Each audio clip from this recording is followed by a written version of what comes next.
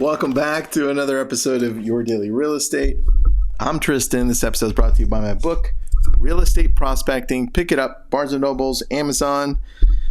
These episodes are meant to be about 5 minutes long with some action steps and motivation. It's a mix. Sometimes it's one or the other. Today are some action steps for you, and it's one simple thing. I am noticing that newsletters are doing very well. And so I wanted to focus on helping you grow your newsletter because I think it should be, and for us it is, but it should be for you a big part of your business in helping you connect with the consumer because you have this database. And the challenge is most of us with a database don't know what to send routinely. In fact, I don't know that any of you follow up with your database consistently. So the newsletter allows you to do that in a value-driven way. So I've got 5 things for you here on helping you grow your newsletter. Number 1, and I've got these written out, so if you need it, let me know. Number 1, leverage social media. I wrote down here, it says, use platforms like LinkedIn and X to drive traffic to your newsletter. I specifically put X and LinkedIn there because those have worked best for us and for some of my friends that I see doing such a great job. Both of those have more of a professional audience. And Facebook, I would say Facebook as well has helped us. But it really depends who your audience is there, who's following you, right? And if it's all real estate agents, then that may be not the right one. So this is where you have to see where on social you have that audience that you like.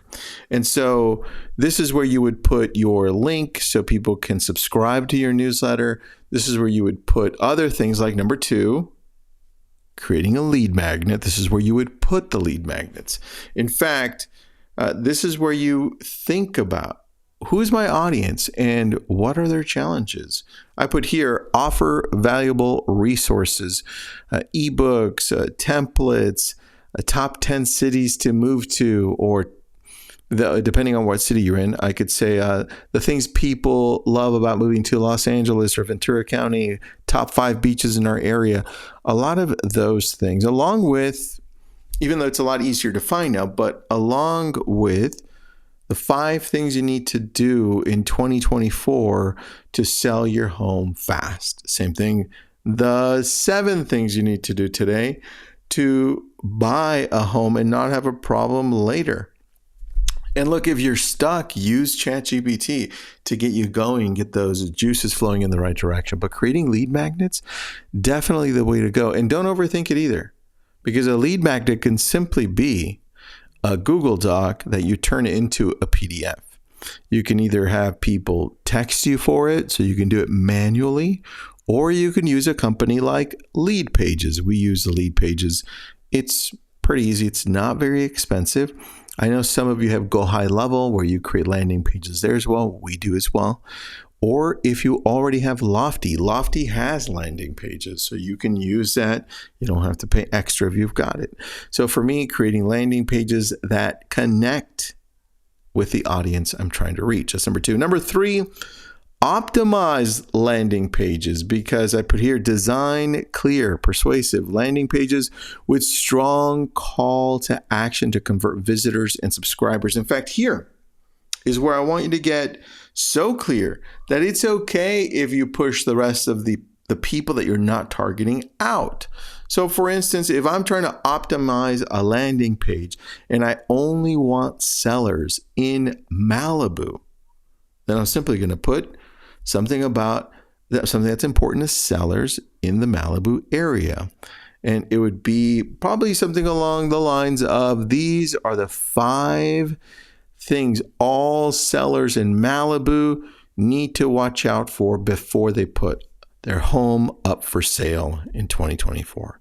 So the more specific you are, the more you'll be able to capitalize on that niche that you're looking for. Because once you have those things set, and that's where you start doing number 4, and that's putting some money behind these social outlets. For us, we run paid ads. So once we've decided which one of these landing pages with the right call to action is performing best, we put some money behind it. We literally put $100 every 2 weeks, or if you want to start with less, you could do $50 a month, maybe $1 a day, just to see how it goes, how many people it's shown to, and how many people sign up to your newsletter. But again, when you do this, you can target areas, and then you can do what Facebook added if you wanted to do a lead ad, right?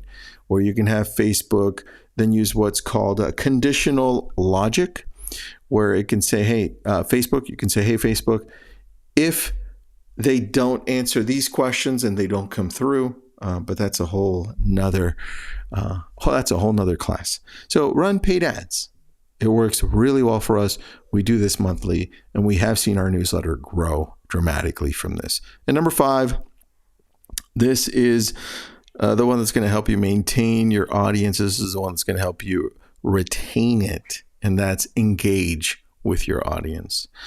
Use quizzes or polls to increase the interaction, because people need to feel like there's someone real behind this newsletter. So respond to the questions that you get and make it interactive. The quizzes and the polls that we use really connect with people because they're quizzes for the target audience that we're trying to attract. So for instance, if we're going for Malibu again, and we're saying, we only want homeowners, we could create a quiz on Google Forms and say the title would be something along these lines. It'd be, find out if 2024 is the right time to sell your Malibu home. Something along like that. Easy, right? So think of your audience and then start making those quizzes and those polls, but it's important to engage with them daily. It's important to engage with everyone that comes through that's responding, because those become your biggest fans. Now, if you have questions or if you need me to send this to you, I have the quick outline. Message me on Instagram, and I hope you have a good day. We'll talk again.